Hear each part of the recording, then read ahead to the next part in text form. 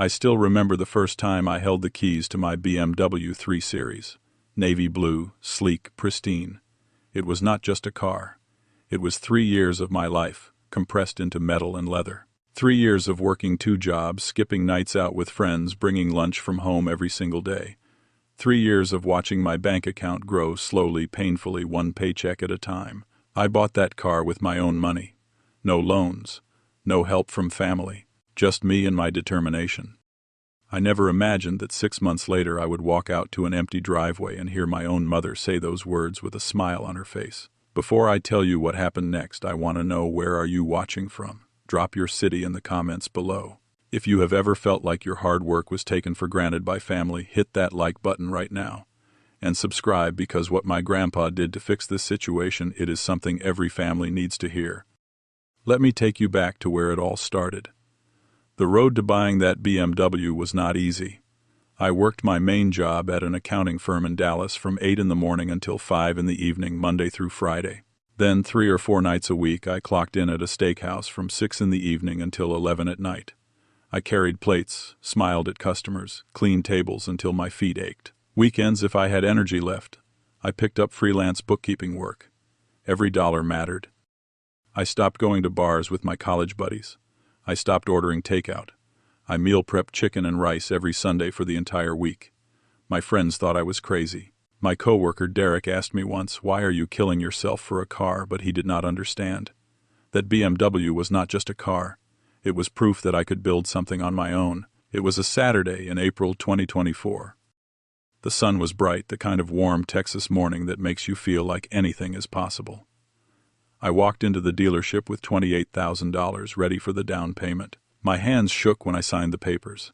The salesman handed me the keys, and I swear I felt my chest tighten. I sat in the driver's seat, gripped the steering wheel, and just breathed. The leather smelled new. The dashboard gleamed. The engine purred when I turned the key. I called Derek on the drive home. "I did it, man. I actually did it." He laughed and said he was proud of me. I parked the car in front of the house and sat there for 10 minutes just looking at it. When I finally walked inside, my mother Margaret glanced out the window. She nodded, her face neutral. "Nice car, Clayton. Must have cost you quite a bit." Her tone was flat, like I had just told her I bought new shoes. No congratulations. No excitement. Just acknowledgement. My younger sister Ashley ran outside, her eyes wide. "Oh my God, Clay, this is gorgeous. Can I sit inside?" I let her. I showed her the features, the touch screen, the sunroof. She asked if she could borrow it sometime. I laughed and said, "Maybe when you learn to drive stick shift." It was a joke. The car was automatic, but I wanted to keep it light. I did not think much of it then. 6 months passed. October came, and with it the first crack in my piece. I woke up early one Friday morning, 6:30 a.m., ready for work. I always glanced out my bedroom window to check on the car before heading down. But that morning, the driveway was empty. My heart dropped. My first thought was theft. I ran downstairs, still in my pajama pants, and found my mother in the kitchen, calmly pouring coffee. "Mom, where is my car?" She did not even turn around. Ashley needed it for a job interview. She left early. I stood there confused. She did not ask me. "That is my car." My mother sighed, finally looking at me. "She is your sister, Clayton. It is just for a few hours. Do not be selfish." That word, selfish. It hit me like a slap. I tried to stay calm. "I am not being selfish. I worked 3 years for that car." She should have asked. My mother set her mug down hard on the counter. "Well, family helps family." I told her she could take it. I stared at her. "You told her without asking me." She turned away. "You live under my roof, Clayton. You can afford to share." I did not have time to argue. I had to get to work. I took her Honda that day. The whole drive I kept replaying the conversation, the way she said selfish, the way she dismissed my objection like it meant nothing. Ashley came home that evening and tossed the keys on the table. "No, thank you." No acknowledgement. I checked the car. The driver's seat was pushed back. There was a faint smell of unfamiliar perfume. The gas tank was a quarter lower than when I last drove it. I felt a knot in my stomach, but I told myself it was just once. Maybe she really needed it. Maybe I was overreacting. But it was not just once. The next week, Ashley took the car again. I found out when I went to leave for work and saw the empty driveway. I called her. She answered casually like it was no big deal. Mom said it is okay. I am using it for a lunch meeting. I will bring it back this afternoon. I called my mother. She repeated the same thing. She has a lunch meeting, Clayton. You can take my Honda today. I felt like a child being told to share his toys. I am 27 years old. That is my car, Mom. She hung up on me. By the third week it became a pattern. Ashley used my car 3 or 4 times a week. Each time I protested, my mother defended her. She is networking for her career, Clayton. You are being difficult. One evening, Ashley returned the car with a small scratch on the front bumper. I pointed it out to my mother, hoping she would at least acknowledge it. She barely glanced at it. It is just a scratch. Cars get scratched. Ashley shrugged and said it was already there. It was not. I knew every inch of that car. But no one cared. By the second month, I started hiding my keys. One morning, I discovered my mother had taken the spare key from the hook in the kitchen. Ashley drove off with my car again. I confronted my mother, and this time I did not hold back. This is theft, Mom. That is my car. She turned on me, her face red. Do not you dare use that word in this house. You are being ungrateful. Ungrateful. I bought that car with my money. She stepped closer, her voice sharp. And you live under my roof. As long as you are here, you share. I called Derek that night. I sat in my room and told him everything. He was silent for a long moment, then said, "Dude, you need to put your foot down. This is crazy." But what could I do? I was saving money to buy my own place. Moving out immediately would drain my savings. I felt trapped. Then came the night that changed everything. It was a Thursday evening at the end of October. I came home from work around 6:30 p.m. The garage was empty. I walked inside and saw my mother and Ashley sitting at the dining table laughing about something. I felt my jaw tighten. "Where is my car?"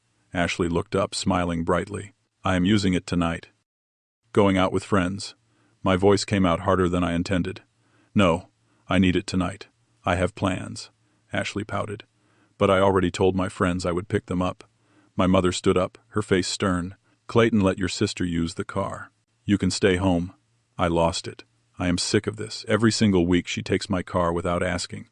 My mother walked toward me, her arms crossed. "Sit down. We need to talk." I stayed standing. She took a deep breath and then she said it. "Clayton, I have been thinking. Ashley needs a reliable car for her new job. Your BMW is perfect for her." I stared at her, not understanding. "What are you talking about?" She continued, her tone matter of fact. "That car belongs to his sister now. You can use my Honda. It is more practical for your commute anyway." The way she said it. That car belongs to his sister now. Like I was not even in the room. Like she was talking about me to someone else. And she smiled. Not a warm smile. A satisfied smile. Like she had just solved a problem. I felt my blood run cold. "You cannot be serious. I bought that car. With my money. My name is on the title." She waved her hand dismissively. "And whose house is this? Whose electricity are you using? Whose food are you eating?" I felt my hands shake. "I pay rent, Mom. I have been paying you $500 a month," she scoffed. "That barely covers utilities. If you are going to live here, you need to contribute to this family. And right now, Ashley needs that car more than you do." I looked at Ashley. She was still smiling. Not guilty, not apologetic, just smiling. It was not about the car anymore. It was about everything. Every time my mother chose her over me. Every time I was told to be the bigger person. Every time my hard work was dismissed. I felt something break inside me. "This is insane. I am calling Grandpa." My mother laughed. "Go ahead. He will tell you the same thing." I walked outside, my phone in my hand, and dialed my grandfather, Harold. My voice cracked when he answered. "Grandpa, I need to talk to you." It was 9 p.m. I was sitting on a bench in the park a few blocks from the house. I could not stay in that house another second. Grandpa Harold answered on the second ring. His voice was warm, concerned. "Clayton, boy, it is late. Everything all right?" I told him everything. I started from the beginning, the first time Ashley took the car without asking, the pattern that developed, the scratch, the confrontation. And then I told him what my mother said. I repeated her exact words. "That car belongs to his sister now." She smiled, Grandpa. She smiled when she said it. There was silence on the other end. Then I heard my grandfather take a long, deep breath. "Your mother said what I repeated it." She smiled and said, "That car belongs to his sister now." Another silence. Then his voice came back low and serious. "Clayton, listen to me carefully. Do not you dare give up that car. Not over your dead body. You hear me? I felt a lump in my throat. But Grandpa, what can I do? The car is at home and she already... He cut me off. I am coming over tomorrow morning. First thing, do not go to work. We are going to fix this. For the first time in weeks, I felt a sliver of hope. My grandfather was a retired judge. He was a man who believed in fairness above all else.